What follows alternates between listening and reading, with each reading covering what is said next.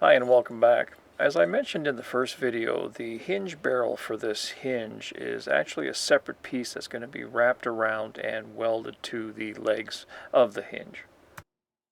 The pieces that I'm using here are 3 inches by 5 inches. If you want the legs of the HL hinge to be closer together, you'd use a shorter piece. If you wanted them further apart for whatever reason, you would use a longer piece. So these parts get tailored to whatever door that you're fitting them to.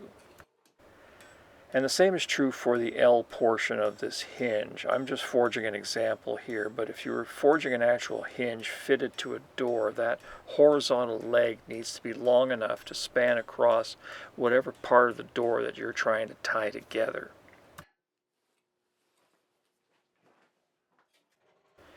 Here I'm just finishing up the scarf joints on the blanks, and that's basically just prepping them for the forge welding process. The thin edge makes it a lot easier to blend the two pieces together in the weld. And of course this needs to be done first before I wrap the piece around, because at that point it'll be a lot more awkward to get to.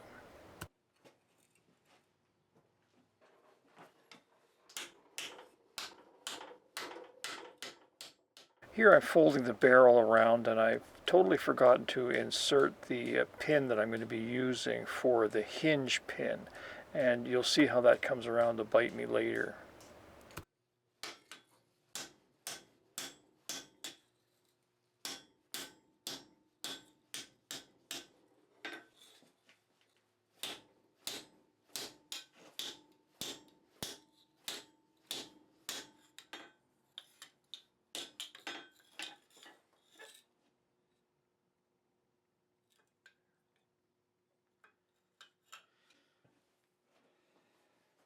You can see how I folded this piece right over, and I didn't leave any room for the leg of the hinge, and that's intentional because I want to have to hammer that piece together, and in doing that the spring tension in the hinge barrel will keep it in place in the fire while I'm getting ready to weld it.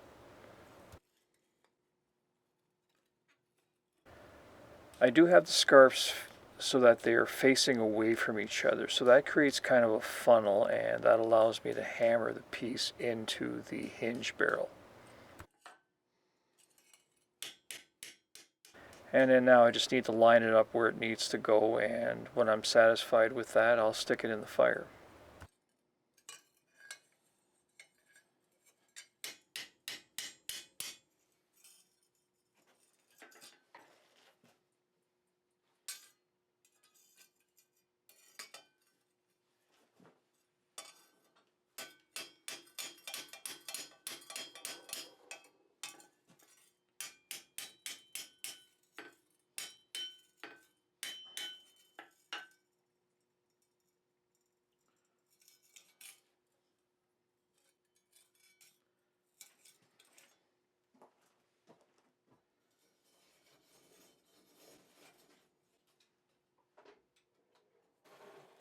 Now this is a pretty basic weld. I use 20 mule team borax as a flux, and I heat it up pretty much the same way that I do all the other welds. And if you watch my videos on welding, you will have, detailed information about how I do that. But I stopped the action here to show you how I actually heated up this piece. You can see how the hinge barrel is quite a bit colder than the front edge of the hinge where I have the welding heat.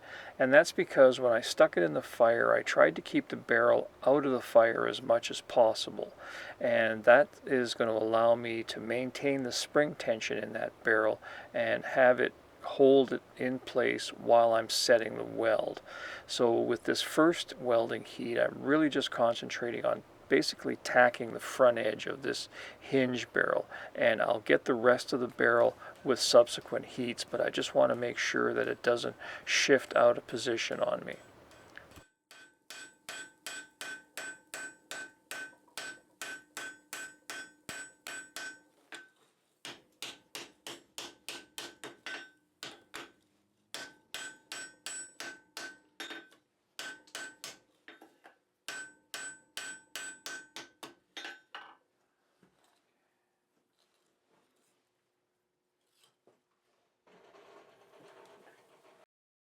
Here you can see the difference from the first welding heat. I have the entire hinge area up to a welding heat, so I can really set this weld.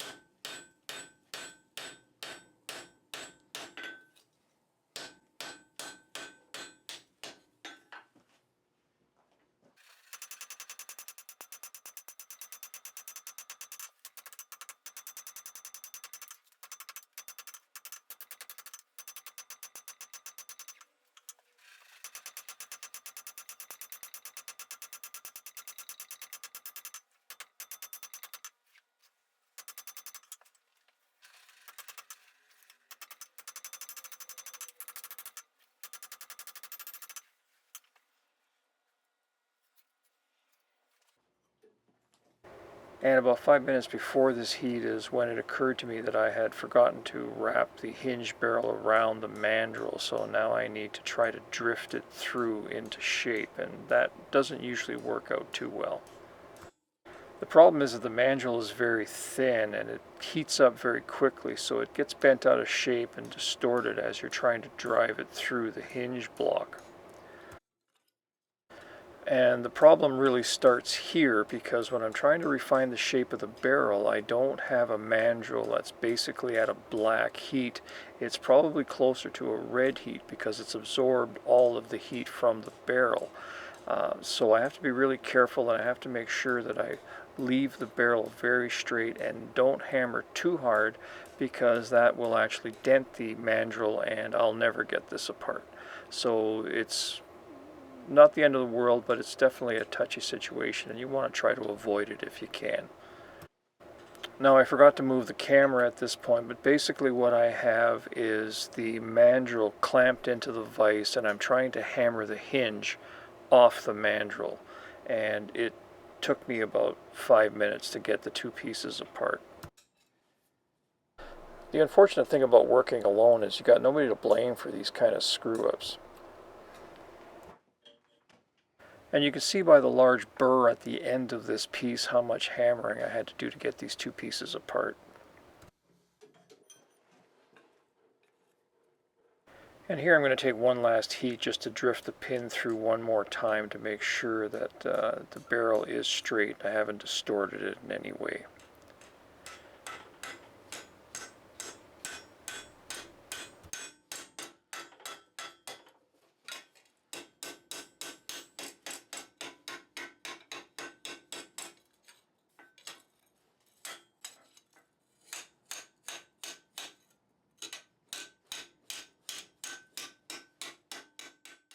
So here you can see how the pin is loose and I can drive it from one side to the other with very little effort.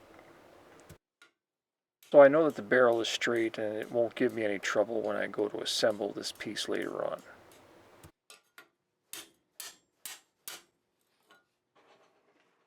So forget about that one. This is how it's supposed to be done.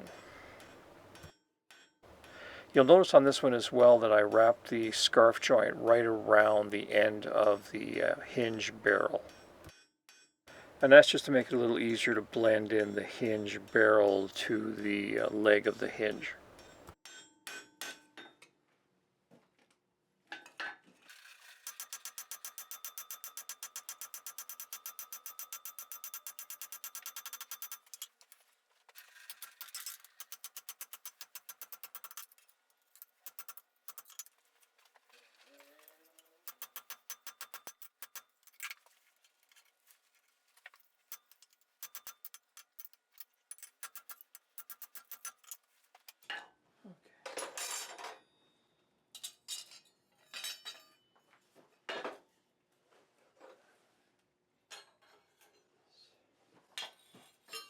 So now I'm ready to clamp the hinge barrel onto the other side of the hinge. I'm going to be using the first half of the hinge to measure the location of the hinge barrel for the second part of the hinge.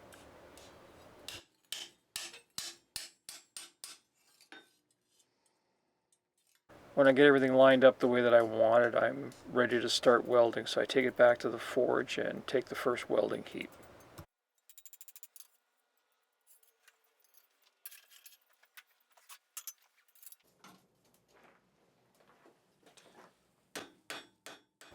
The bent leg on this side of the hinge prevented me from getting it in the forge quite the way I wanted, so the entire hinge area is a lot hotter than I would have liked, but still it stayed in position and I was able to tack weld it.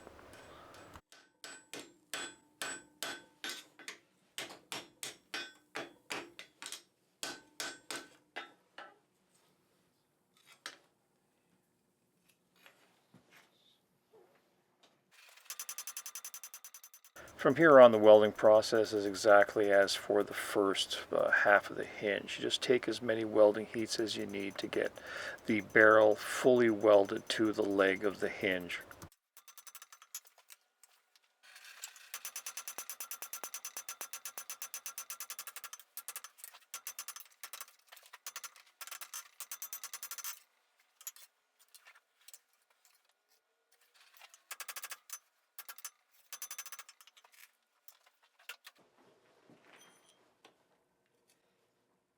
Now you can see the difference and how much easier it is when you wrap the barrel around a mandrel before you weld everything together.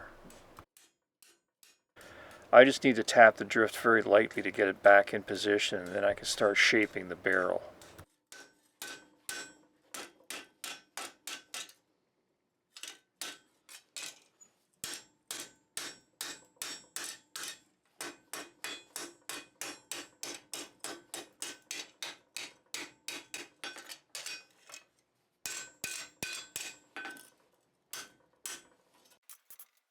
And then when I'm done, the drift just basically slides out of the hole at very little effort.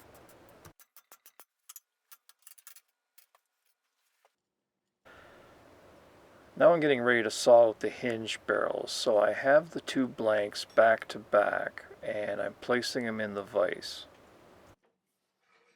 So I'm just estimating the dimension of the single barrel and I'm marking it with some fairly deep saw cuts because I will be following those saw cuts all the way down.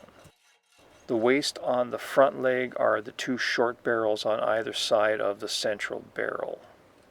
When I have the front barrel laid out, I'm just swinging my hacksaw around until the saw blade just nicks the back barrel on both cuts.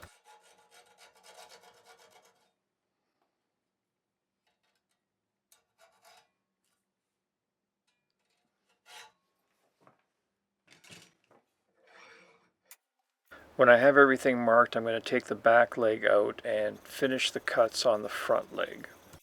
I looked at a number of these hinges and there doesn't seem to be any consistent pattern. Sometimes the single barrel is placed on the bent leg and sometimes it's placed on the straight leg. So whatever leg that you decide is going to have the single barrel, that's facing you in the vise.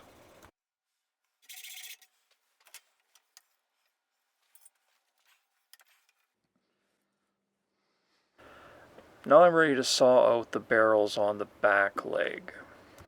On this half of the hinge, the center part of the barrel is the waist, and I need to keep the two short barrels on the outside edges. I have the two nicks on this barrel that give me the dimensions of the front barrel, but I have to start my saw cuts in such a way that those marks stay on the barrel. I have to cut on the waist side and leave those marks, because the total length of that front barrel goes from the inside edge of one saw cut to the inside edge of the other saw cut. So if I cut on those marks, I'm going to be cutting an opening that's much too wide.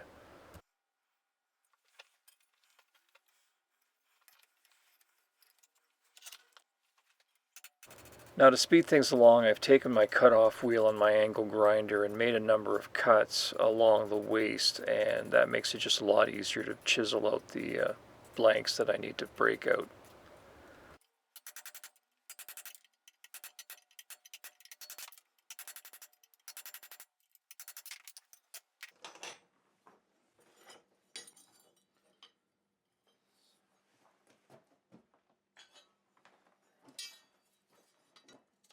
And if I did everything right, these two pieces should not fit together.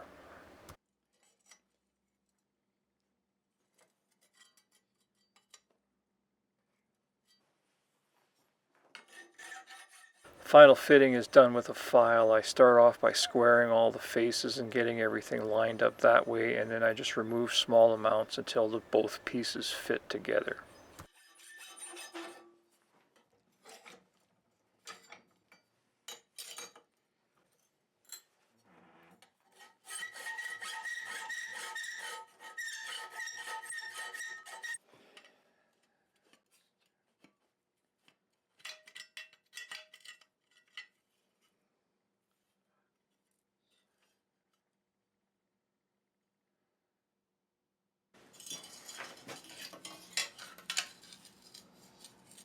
Before I rivet the hinge together, I make sure that everything's lined up and looks square and I don't have any areas that are binding. I want to make sure that the hinge has an even gap at the front when I close it, and it swings back as far as it can and doesn't sit at a weird angle, because that'll cause the hinge to bind when it's installed on the door.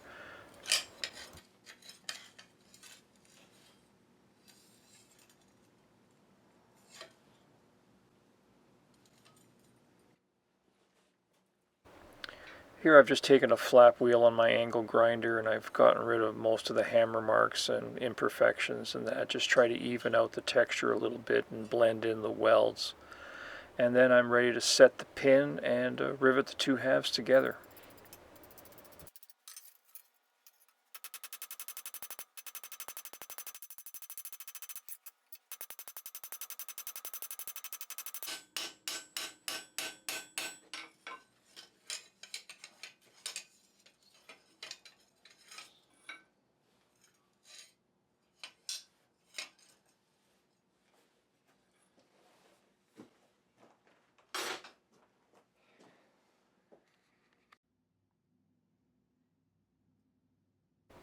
And here's the hinge all finished off. I threw it back in the fire just to even out the textures, and it's ready to drill to suit whatever door you're putting it on.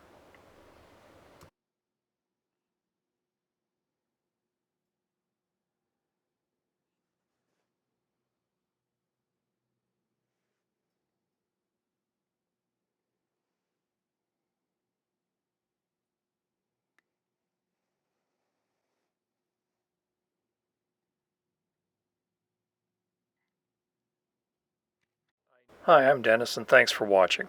If you're interested in supporting this channel, the simplest way, of course, is to like, comment, and subscribe. If you have questions and you want to contact me directly, you can do so by emailing me at either one of the addresses that I have listed here. It may take me a couple of days, but I will get back to you. Thank you, and we'll see you next time.